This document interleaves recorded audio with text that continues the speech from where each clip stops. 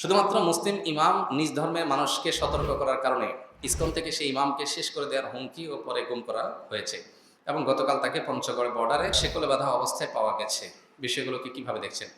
খুবই দুর্ভাগ্যজনক একটা বাস্তবতা এবং আপনারা সবাই কম বেশি জানেন যে আমাদের দেশে আসলে দীর্ঘদিন পর্যন্ত উগ্র হিন্দুবাদী সংগঠন ইসকন তারা সন্ত্রাসী কর্মকাণ্ড করে আসছে।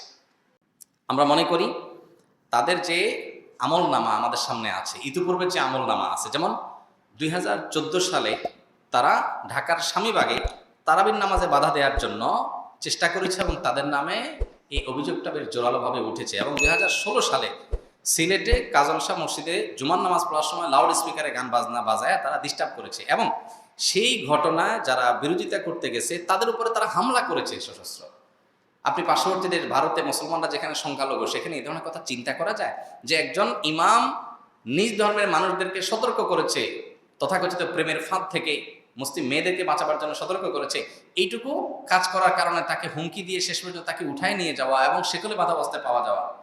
যারা হুমকি দিয়েছে, যাদের নামে যাদের তরফ থেকে হুমকি দেওয়ার চিঠিগুলো সোশ্যাল মিডিয়াতে এসেছে, গণমাধ্যমে উঠে এসেছে, তারা তাকে গুম করে এই জুলুম তার প্রতি করে থাকবে, সেটা খুব স্বাভাবিক। যদিও বিষয়টা তদন্ত করে প্রমাণিত হওয়ার পর আমরা আরো জোর গলায় বলতে পারবো, স্পষ্ট বলতে পারবো, কিন্তু এটা বোঝা যাচ্ছে দিনের আলোর মতো অভিযোগটা অন্তত তোলা খুব স্বাভাবিক। তো এরকম একটা ঘটনা অন্য কোনো দেশে সম্ভব না, এদেশে যতটা সম্ভব। দীর্ঘদিন পর্যন্ত হিন্দুত্ববাদকে এদেশে যেভাবে পেলে পুষে বড় করা হয়েছে, এটা দুর্ভাগ্যজনক একটা পরিণতির দিকে আমাদেরকে নিয়ে যাচ্ছে। আমরা সাধারণ যে সমস্ত হিন্দু ভাই বোন আছে আমাদের সমাজে বসবাস করেন, যাদের সাথে আমাদের সামাজিক সহাবস্থান আছে, তারা তাদের ধর্ম পালন করছেন, তারা তাদের মতো করে বসবাস করছেন, আমাদের সাথে কোনো প্রকার তাদের খারাপ কোনো সম্পর্ক নেই। তাদের সাথে একজন মুসলমান হিসাবে আমাদের সামাজিক অবস্থানের ক্ষেত্রে কোনো প্রকার ত্রুটি থাকা উচিত না, ইসলাম আমাদেরকে সেটাই বলে। অতএব সেটা আপন জায়গায় ঠিক আছে, কিন্তু হিন্দুত্ববাদ প্রতিষ্ঠা করতে গিয়ে এই যে ইসকন এবং তাদের যে বিভিন্ন উস্কানি ইতিপূর্বে হয়েছে 14 সালে, 16 সালে, এমনকি এই যে গত বছর 2024-এ চট্টগ্রামের যে আপনার কি বলে আইনজীবী যে হত্যাকাণ্ডের ঘটনা ঘটলো, সবাই কম বেশি আপনারা জানেন।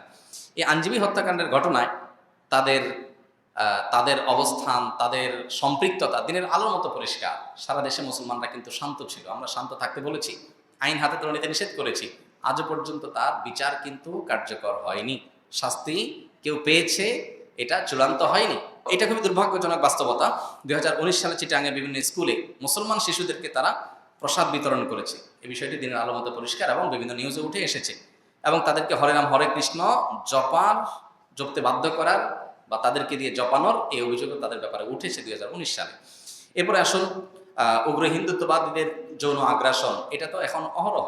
বইতে যে ঘটনা তোলপাড় হয়ে গেল, সে ছেলে এখন গ্রেপ্তার হয়েছে, যদিও তার নামে মামলা হয়েছে, সেখানে মামলার অভিযোগের মধ্যে স্পষ্ট লেখা আছে সে উগ্র হিন্দুত্ববাদী সংগঠন ইসকনের সাথে সম্পৃক্ত। তাহলে এখানে মুসলিম মেয়েদেরকে তথাকথিত প্রেমের ট্র্যাপে ফেলে তাদেরকে যে যৌন অত্যাচার, তাদের উপরে নিপীড়ন তাদের উপরে করা হচ্ছে। গাজীপুরে যে মেয়েটা 13 বছর উপর তারপর হয়েছে, এই ঘটনাগুলো আজকে ঘটছে তা শুধু না, এটা দীর্ঘদিন থেকে ঘটে আসছে এবং সেটা চরম একটা পর্যায়ে পৌঁছে গেছে। কারণ কি? এর অন্যতম কারণ হলো আমাদের দায়িত্বশীল যারা আছে তারা এই বিষয়গুলোকে সিরিয়াসনেসের সাথে মোকাবেলা করেন নাই।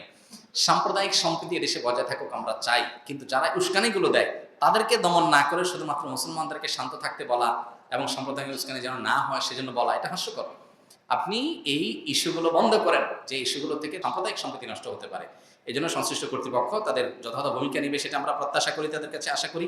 2014 সালের অভিযোগ করার কারণে মসজিদের ইমামকে গ্রেপ্তারের হুমকি উল্টা দেওয়া হয়েছে। 16 সালে সিলেটের ঘটনার প্রেক্ষিতে মুসল্লিদের উপরে গুলি চালানোর ঘটনা, গ্রেপ্তারের ঘটনা ঘটেছে। তার মানে এই হিন্দুত্ববাদীরা আমাদের প্রশাসনের একটা অংশকে তারা কিনে ফেলেছে এবং তারা সাধারণ হিন্দু ভাই বোনরা যারা আমাদের দেশে বসবাস করছেন তাদের এই শান্তিপূর্ণ বসবাসটাকে বাধাগ্রস্ত করছে। অতএব এদের বিরুদ্ধে এই হিন্দু ভাই বোনদেরও মুখ খোলা উচিত। আমি মনে করি এই নিষিদ্ধ সন্ত্রাসী সংগঠন, এই সন্ত্রাসী সংগঠনটা নিষিদ্ধ হওয়া উচিত এবং এই সমস্ত কার্যক্রম বাংলাদেশে ব্যান করা উচিত। তা না হলে বাংলাদেশের মতো এরকম সাম্প্রদায়িক সম্প্রীতির উজ্জ্বল উদাহরণ পৃথিবীর আরেকটা দেশ খুঁজে পাওয়া কঠিন, যেখানে হিন্দু মুসলিম মিলেমিশে বসবাস করছেন শত শত বছর ধরে, যুগ যুগ ধরে।